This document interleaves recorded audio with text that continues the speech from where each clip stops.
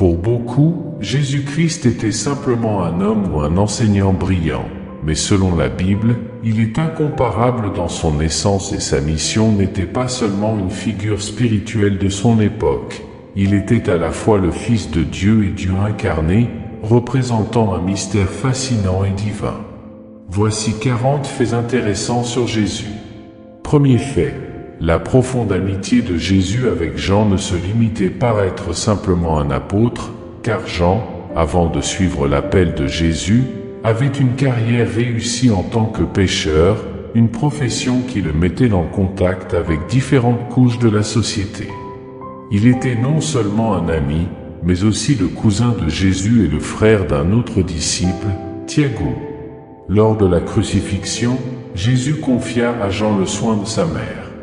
Deuxième fait, le disciple bien-aimé, Jean, avait une relation spéciale avec Jésus, étant ainsi appelé en raison de son lien profond avec le Sauveur. Lors de la dernière scène, c'est Jean qui s'est allongé aux côtés de Jésus, partageant les derniers moments de communion avant la Passion. Troisième fait, Jean n'était pas seulement le disciple le plus proche de Jésus, mais aussi le dernier apôtre original à décéder.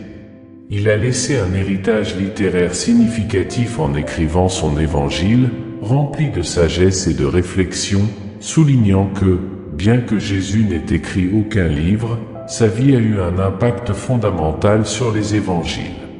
Quatrième fait, la relation de Jésus avec sa famille était complexe, impliquant des tensions amoureuses et la rédemption. Parmi les 12 disciples, au moins 5 étaient des parents de Jésus, mais seuls quelques-uns sont devenus croyants après la résurrection, dont Tiago et Judas. Cinquième fait, le nom divin a joué un rôle crucial dans le changement de l'histoire lorsqu'un ange est apparu à Marie, proclamant qu'elle donnerait naissance à un fils appelé Jésus. Sixième fait, le mystère des mages, bien qu'habituellement représenté par 3 sages en raison des 3 cadeaux, ne précise pas le nombre de sages venant de l'Orient, comme mentionné dans Matthieu 2. Septième fait, la vie familiale de Jésus est un portrait d'humanité et de divinité, mentionnant ses frères, tels que Tiago, José, Simao et Judas, ainsi que des sœurs non nommées dans la Bible. Ce ne sont que quelques aspects fascinants de la vie du Sauveur, révélant sa profonde essence et sa mission, qui vont au-delà de la simple apparence physique.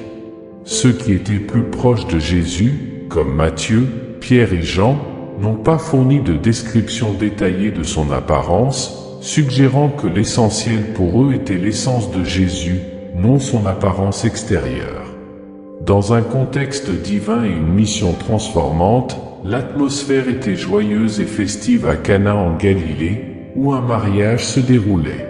Jésus, sa mère et ses disciples étaient parmi les invités lors des célébrations. Marie s'approche de Jésus avec un problème, le vin se trouvait dans une situation délicate. Bien que les fêtes de mariage puissent s'étendre sur plusieurs jours et que l'ivresse soit condamnée dans l'Ancien Testament, le vin demeurait un symbole de joie et de célébration.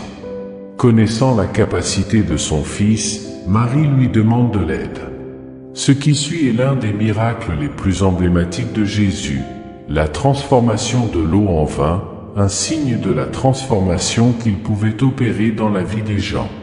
Cet acte, bien plus qu'un simple miracle, était une manifestation de son pouvoir et de son autorité sur la nature.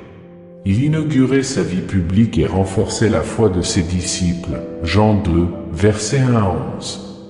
En parcourant les pages de la Bible jusqu'au dernier livre, l'Apocalypse, le dernier verset rappelle une fois de plus la centralité de Jésus, que la grâce du Seigneur Jésus soit avec tous. Amen. Apocalypse 22, verset 21. Cette clôture est une bénédiction d'espérance, démontrant que l'histoire de l'humanité est avant tout une histoire de grâce et d'amour divin. Jésus a commencé sa mission publique vers l'âge de 30 ans, comme indiqué dans Luc 3, verset 23. Ce fait est intéressant car selon le livre des Nombres, 4, verset 3, les hommes ne pouvaient assumer la fonction de prêtre qu'à partir de cet âge. Cependant, cela ne constitue pas une limitation universelle, mais plutôt une réflexion sur la préparation et le moment divin dans la vie de Jésus. La capacité linguistique de Jésus est également fascinante. Il est probable qu'il parlait plusieurs langues, dont l'araméen pour la vie quotidienne des Juifs en Palestine, l'hébreu pour les études religieuses et le grec, la lingua franca de la Méditerranée orientale à cette époque. Cette aptitude à communiquer dans différentes langues souligne sa capacité à se connecter avec des personnes de différentes cultures et traditions. Même en tant que fils de Dieu, Jésus ressentait le besoin d'être seul dans la solitude. Bien que sa vie ait été essentiellement publique, avec enseignement, débat et guérison, il cherchait souvent des endroits calmes pour prier et se reconnecter avec son Père. Cette quête d'équilibre entre le public et le privé, entre l'action et la contemplation, est un rappel pour chacun. Nous évoquer l'importance de rechercher des moments d'introspection et de connexion avec le divin au cœur de l'agitation de la vie quotidienne. Dans cette trame d'événements et de détails, nous sommes invités à percevoir Jésus non seulement comme le Sauveur, mais également comme quelqu'un ayant vécu parmi nous, partageant nos joies, peines, défis et triomphes. Chaque nouvel élément révèle davantage sur le caractère de sa mission et l'amour profond qu'il a pour chacun de nous, même au milieu de la pression et de l'effervescence de sa mission. Jésus a pleinement compris l'importance de se retirer, de rechercher le silence et l'introspection. Dans Luc 6, versets 11 à 14, un moment décisif dans sa mission se dévoile, confronté à l'hostilité et à la confusion de son entourage. Il se retire dans les montagnes pour prier, en quête de conseils et de la présence réconfortante de son Père. À l'aube, après une nuit entière de prière, il fait l'un des choix les plus significatifs de sa mission en sélectionnant les 12 apôtres. Ce geste révèle le caractère délibéré et réfléchi de Jésus, un leader cherchant constamment la guidance divine à chaque étape. La généalogie et la lignée de Jésus ont toujours fasciné les chercheurs, bien que la plupart conviennent qu'il n'a pas eu d'enfant. Cependant, nous ne devons pas oublier que Jésus avait des frères et sœurs, comme mentionné dans Matthieu 13, versets 55 à 56. Cela suggère qu'il existe peut-être des descendants de la famille de Jésus encore en vie quelque part dans le monde, portant des traces de cette lignée sacrée dans leur ADN. Contrairement aux représentations stoïques et impassibles, de nombreux récits des évangiles décrivent Jésus comme profondément émotif et passionné, comme en témoigne son zèle pour expulser les marchands du temple dans Matthieu 21, versets 12 à 13. Son empathie et sa compassion transparaissent dans son interaction avec les foules, qu'il considère comme des brebis sans berger cherchant une direction spirituelle. Le jeûne de 40 jours de Jésus dans le désert est la preuve non seulement de sa résistance physique, mais aussi de sa force spirituelle face à la tentation du diable, comme décrit dans Matthieu 4, versets 1 à 3. Jésus fait preuve d'une profonde sagesse et d'un lien avec les Écritures, citant uniquement le livre du Deutéronome pour réfuter chaque tentation. Cela souligne son profond entendement des Écritures et nous rappelle que la parole de Dieu est un outil puissant contre les adversités et les tentations de la vie. Les moments de souffrance et de crucifixion de Jésus représentent des instants de profonde agonie et transformation, comme décrit dans les Écritures. Après la flagellation et la crucifixion, son apparence était tellement altérée et défigurée que beaucoup le regardaient avec étonnement. Le prophète Ésaïe avait anticipé cela des siècles auparavant, décrivant l'ampleur des souffrances du Sauveur dans Ésaïe 52, verset 14. Cependant, même au cœur de cette agonie, la mission d'amour et de rédemption de Jésus demeurait inébranlable. En revisitant ces récits, nous nous remémorons l'humanité de Jésus, son besoin de solitude, son lien profond avec les Écritures, sa passion et son émotion, ainsi que son sacrifice incommensurable sur la croix. Chaque détail nous rapproche de son cœur et nous rappelle l'immense amour qu'il a pour chacun de nous. L'impact physique et émotionnel de la torture subie par Jésus est une représentation tangible de l'étendue de son sacrifice, comme indiqué dans Matthieu 26, verset 67 et Matthieu 27, verset 30. Nous sommes confrontés à la triste réalité de la brutalité qu'il a endurée, depuis les gifles jusqu'au crachat au visage. La gravité de ses souffrances était si intense que son apparence devenait méconnaissable à chaque gifle, coup de fouet et moquerie. En se rappelant de la profondeur de son amour et de son engagement envers l'humanité, nous contemplons la signification de ces moments. Jésus, dans son premier miracle enregistré aux noces de Cana, a transformé l'eau en vin de haute qualité, dépassant toutes les attentes. Jean 2, verset 10. Cette boisson fermentée, ayant la capacité d'enivrer, était conforme à la tradition juive considérant le vin comme partie intégrante des festivités. Jésus, même critiqué dans Luc 7, versets 33 à 34, n'a pas rejeté les traditions, mais plutôt les interprétations rigides et pharisiennes de la loi. Les miracles de résurrection accomplis par Jésus témoignent de sa puissance sur la vie et la mort. Il a non seulement guéri les malades mais a aussi redonné vie aux morts. L'exemple touchant de la résurrection du fils de la veuve de Naïn, mentionné dans Luc 7, est une démonstration de son pouvoir et de sa profonde empathie. La résurrection de la fille de Jaïrus souligne la capacité de Jésus à apporter l'espoir et la vie même face à la mort et au désespoir. Le cas de Lazare est peut-être le plus emblématique des miracles de résurrection de Jésus. La maladie et la mort de Lazare ont servi de cadre à l'un des plus grands miracles de Jésus, réaffirmant sa mission et son identité en tant que Christ, Fils de Dieu. Ces récits riches en détails et émotions nous invitent à réfléchir plus profondément sur la nature et la mission de Jésus, réaffirmant sa divinité et son profond amour pour l'humanité. Même dans les situations les plus désespérées, Jésus demeure la source d'espoir, de vie et de restauration. La scène à Béthanie est remarquable. Jésus, dans sa sagesse divine, décide d'attendre malgré la gravité de la maladie de Lazare. À son arrivée, il est accueilli par le deuil palpable de Marie et Marthe. En dépit de leur douleur, elles expriment la certitude que si Jésus avait été là, Lazare ne serait pas mort. Jésus fait une déclaration puissante, proclamant qu'il est la résurrection et la vie. Devant des yeux étonnés, il accomplit un miracle inimaginable, ramenant Lazare à la vie après plusieurs jours de sa mort, solidifiant ainsi sa promesse d'espoir et de vie éternelle pour nous tous. Jean 11. Le ministère bref mais significatif de Jésus, marqué par des moments transformateurs, a façonné l'histoire de l'humanité. Les évangiles nous offrent une vision claire de son voyage, marquant sa présence à au moins 3 fêtes de Pâques et révélant que son ministère a duré environ 3 ans et demi. En si peu de temps, Jésus a accompli d'innombrables miracles, enseigné des paraboles révolutionnaires et tracé un chemin d'amour et de sacrifice grâce à la communication directe avec Dieu.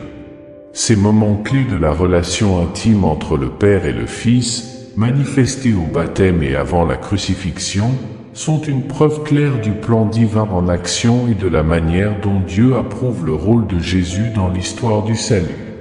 Matthieu 3, versets 16 à 17 et Matthieu 17, versets 5 à 12, offrent une représentation magnifique et complexe de la relation entre Jésus et son Père, illustrant la Trinité.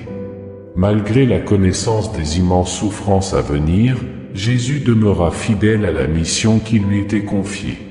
Sa prière demandant à son Père de glorifier son nom ne fut pas simplement une supplication personnelle, mais une démonstration de son engagement inébranlable envers la volonté divine. En réponse, le Père réaffirma sa présence et son approbation, soulignant l'importance du sacrifice de Jésus pour l'humanité. Les diverses réactions de la foule à la voix céleste reflètent les réponses variées de l'humanité à la divinité de Jésus. Certains entendirent la voix de Dieu, tandis que d'autres la considérèrent comme un simple tonnerre. L'intention divine était claire, réaffirmer la divinité et la mission de Jésus pour tous ceux qui écoutent et croient. Parmi les nombreux miracles accomplis par Jésus, l'alimentation des 5000 se distingue par sa présence dans les 4 évangiles. Ce miracle, illustrant la puissance divine de Jésus, symbolise également sa compassion envers les foules. Il a nourri non seulement leur esprit avec des enseignements divins, mais a également répondu à leurs besoins physiques, réaffirmant sa mission d'être le pain de vie pour tous. Dans un endroit éloigné de la Galilée, une foule fatiguée s'était rassemblée, exprimant la faim dans leurs yeux. Malgré les doutes des disciples et les ressources limitées, 5 pains et 2 poissons, Jésus a choisi de nourrir la foule. En bénissant la nourriture, il a accompli un miracle, rassasiant tous les participants et laissant même 12 paniers pleins de restes. Luc 9, versets 14 à 17. À l'approche de la croix, l'humanité de Jésus est devenue plus évidente au jardin de Gethsémani. Son angoisse était palpable, sa douleur si intense que sa sueur prenait la forme de gouttes de sang, un phénomène connu sous le nom d'hématidrose. Ce détail, mentionné par le médecin Luc, souligne l'agonie profonde que Jésus ressentait à l'approche de son sacrifice, Luc 22, verset 44. Marie, qui l'avait accueilli à sa naissance dans des circonstances modestes, était également présente lors des moments les plus douloureux de sa vie. Même sur la croix, Jésus a démontré sa compassion en confiant à Jean la responsabilité de prendre soin de sa mère, Jean 19, versets 26 à 27. Le signe au-dessus de la croix, inscrit en latin, grec et araméen, proclamait Jésus de Nazareth comme le roi des Juifs. Cette inscription, souvent abrégée sur des œuvres d'art, était à la fois une accusation contre les dirigeants religieux et une affirmation de la véritable royauté de Jésus. La crucifixion, bien que commune à Rome, se distinguait par l'innocence de Jésus et sa signification rédemptrice. Cet événement, marqué par l'horreur de l'époque, a été transformé par la résurrection de Jésus en l'événement le plus rédempteur de l'histoire. Le lieu ultime de repos de Jésus a également marqué la réalisation d'une prophétie, malgré sa crucifixion en tant que criminel. Il a été inhumé dans une sépulture appartenant à Joseph d'Arimathie, un homme riche. Cet acte, apparemment anodin aux yeux des hommes, était en accord avec une prophétie formulée des siècles auparavant par le prophète Isaïe, telle que décrite en Ésaïe 53, verset 9. Matthieu 27, versets 57 à 60 nous révèle que le sépulcre de Jésus avait été soigneusement sécurisé, démontrant l'intérêt profond des autorités romaines pour la crainte que ses partisans tentent de dérober son corps, simulant ainsi une résurrection. Les préoccupations étaient bien fondées, mais les événements ultérieurs révéleraient que la puissance de la résurrection dépassait toute tentative humaine de la contenir dans un monde où la préservation des tombes était d'une importance vitale. Le tombeau de Jésus était exceptionnellement fortifié avec 3 barrières distinctes. Tout d'abord, une imposante pierre, souvent représentée dans l'art sacré, était roulée pour sceller l'entrée du sépulcre. Cette pierre n'était pas ordinaire, probablement un disque de pierre lourd, rendant toute tentative de la déplacer ardue et exigeant un effort considérable. Deuxièmement, des gardes étaient postés, bien que l'identité précise, qu'il s'agisse de gardes romains ou de policiers du temple juif, ne soit pas claire. Pilate avait insisté sur la présence de ces gardes pour assurer la protection du tombeau. Enfin, un sceau romain avait été apposé. Briser ce sceau signifiait non seulement violer la propriété de Rome, mais entraînerait également une crucifixion, selon Matthieu 27, versets 65 à 66a. La résurrection de Jésus, telle que rapportée dans les évangiles, ne se limitait pas à une apparition éthérée ou spirituelle. Elle était profondément physique et tangible. Luc enregistre un moment émouvant après la résurrection où Jésus, reconnaissant l'incrédulité de ses disciples, les encourage à toucher ses blessures et partage même un repas avec eux. Luc 24, versets 38 à 43, nous révèle que Jésus, après sa résurrection, a partagé un repas de poisson en leur présence, confirmant ainsi sa nature ressuscitée avec un corps physique. Dans les premiers jours de la vie de Jésus, une rencontre au temple avait déjà révélé des prophéties préfigurant le parcours de sa vie et de son ministère. Siméon, un homme âgé rempli d'attente pour le consolateur d'Israël, a reconnu Jésus comme le Messie, prophétisant sur l'alliance qu'il établirait et la douleur que sa mère Marie devrait affronter. Luc 2, versets 34 à 35. Cette prophétie s'est concrétisée de diverses manières tout au long de la vie de Jésus, culminant peut-être de manière poignante lorsque Marie se tenait au pied de la croix après sa résurrection. Jésus, loin de rester caché, est apparu à plusieurs personnes, y compris Marie-Madeleine dans le jardin et à une foule de 500 personnes. Chaque apparition servait de témoignage à sa victoire sur la mort et affirmait la véracité de la résurrection. Les nombreux témoignages variés forment une base solide pour la croyance en la résurrection historique de Jésus. Son dernier appel à ses disciples, connu sous le nom de la Grande Commission, résonne encore aujourd'hui pour tous les croyants. Ce mandat de faire des disciples est au cœur de la mission de l'Église, et Jésus n'a pas seulement confié la responsabilité de porter son message aux disciples, mais a également promis d'être avec eux à chaque étape du processus. Matthieu 28, versets 18 à 20.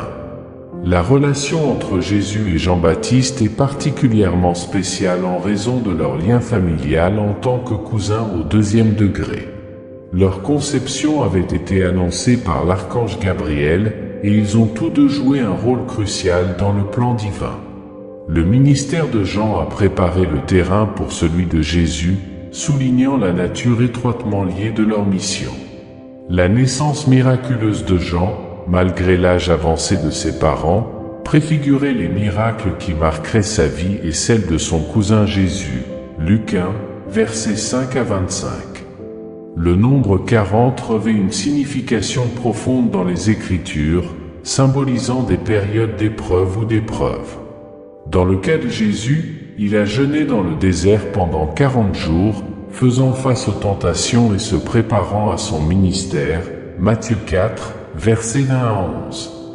Son ministère public, riche en enseignements, miracles et révélations, a duré environ 40 mois, et après sa résurrection, il est resté sur terre pendant encore 40 jours, apparaissant à ses disciples et les enseignant avant son ascension. Acte 1, verset 3. La naissance de Jésus à Bethléem est l'accomplissement d'une prophétie ancienne de Michée 5, verset 2. Ce petit village, en apparence insignifiant, est devenu le lieu de naissance du Sauveur du monde, soulignant la manière mystérieuse et souvent inattendue dont Dieu opère. La prophétie d'Isaïe 7, verset 14, annonçant la naissance d'un fils appelé Emmanuel, a trouvé son accomplissement dans la naissance virginale de Jésus, affirmant sa nature divine et humaine. Matthieu, dans son évangile, réaffirme la réalisation de cette prophétie, soulignant que Marie, une jeune vierge conçue par l'Esprit Saint, a donné naissance à Jésus, véritablement Dieu avec nous. Matthieu 1, versets 18 à 23. Ce récit n'est pas simplement un conte historique, mais une célébration de la promesse de Dieu d'être toujours présent avec son peuple, portant un message d'espoir, d'amour et de joie pour nous tous.